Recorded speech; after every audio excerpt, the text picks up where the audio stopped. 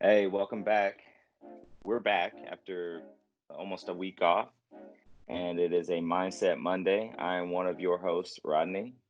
And I am the other one of your hosts, Keith. See, this is the Daily Chronicle where we chronicle our journey. We decided to, you know, put a journal out there for ourselves to reflect back on and then let our kids look at it and see how we got to where we are at the time that their time to start their journey. They're going to have a lot of video to watch. And we decided to build some community out there. So, here we are putting it out on LinkedIn, sharing it with y'all, and The and tubes. hopefully we can learn from you too. So, um, yeah, all About to have a socials, visitor. quite honestly. It's good to have Um, visitors. so It Mindset helps with the Monday. mindset Monday. Yeah, where are you at? Where are you at this Yeah. week? So second week post Minnesota, George Floyd. Um, this weekend was not as bad as last weekend for me, Mm-hmm. but what I would say, we talked about this in our scrum this morning. I've got this undercurrent of anger and worry and fear that are kind of swirling, and emotional pain that I'm not overly connected to until they just pop off. Mm, Something my wife says, something my daughter says or does, or the dogs, or I'm really trying to stay off social unless it's directly to do a post and then get off, or if somebody directs me to something funny or worthwhile. Um, because I haven't quite dealt with it. So I'm planning actually to write a series of LinkedIn posts that I think, at least the ones I've started writing have somewhat helped me see where I am. But yes, that's where I am right now. Just kind of an undercurrent of those things that just pop off like mm, a volcano, kind of mm, unknown.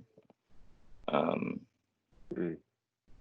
so yeah, that's where I am. So gonna do some writing. Gonna restart up therapy actually That's this week good. or next, Oh, to kind of good. help just kind of get through it. Yeah. Well, I appreciate you sharing that honesty in that. Um, for me, it's like this constant energy to understand what my voice is to help shoulder the burden of change.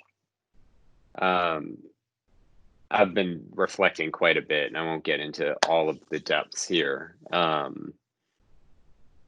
When we talked about the conversation you and I had a week ago, that really got me into a place of wondering, like, you know, for the last 3 years in particular with the More in Common brand, we built a podcast.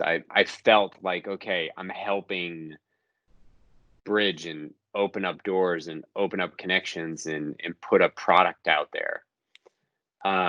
But the thing that I haven't been doing is directly engaging like you have. Like, you do a really good job with individual one-on-one type things, putting things out in social, opening up the door for that conversation beyond just our guests and ourselves, right? Mm.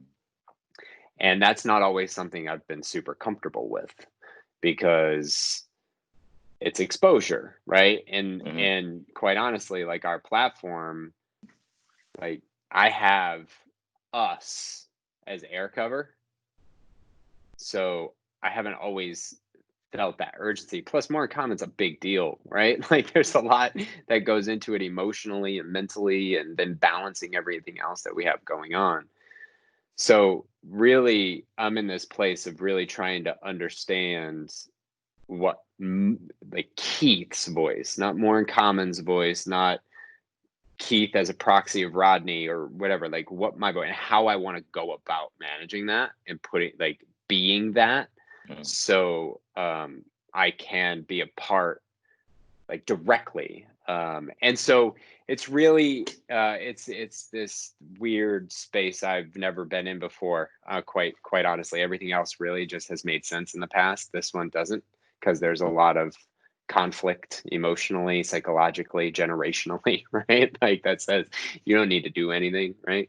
Um, So, and then trying to just keep everything else moving, right? Like nothing else is stopping. So this is adding on to it. And it's this mindset of like, how do I embrace the love for my family and make sure I keep driving that 100% more in common, the job, right? Like all of these things are so important. And this is just adding on top of it. So that's kind of where I'm at. Yeah. Yeah. The voice thing, that's big. We had kind of a big week in that last week, I would say, at work, delivering some stuff, and then yeah.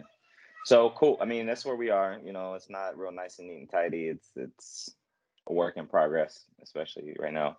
But appreciate y'all tuning in. Where are you at today? Where's your mindset? Where's your head? Yeah. All right. We're out.